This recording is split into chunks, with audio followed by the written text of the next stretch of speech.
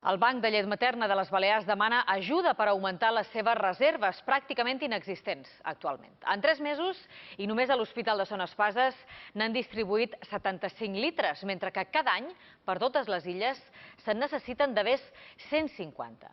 Els beneficiaris d'aquesta llet són principalment infants que neixen prematurament, uns parts que van en augment.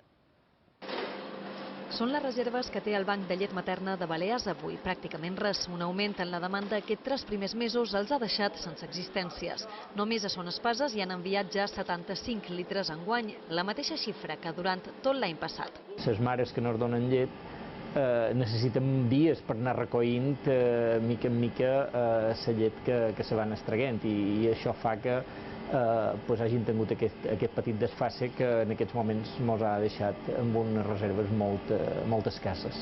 Cada any a les Balears es necessiten més de 150 litres per alimentar uns 70 nadons, principalment infants prematurs de molt poc pes, manco de 1.500 grams. Sempre ha requisit, això sí, una prescripció mèdica. L'aspecte alimentari d'alguna manera el podríem imitar en llet de vaca.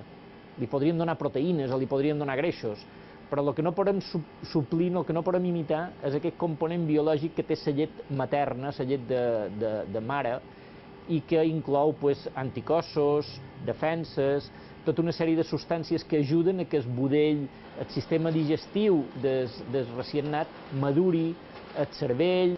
En poden ser donants totes les dones que donen pit, sempre preferiblement que no hagin transcorregut més de 6 mesos des del part. L'any passat hi va haver una 50 de donants, enguany ja en són 17.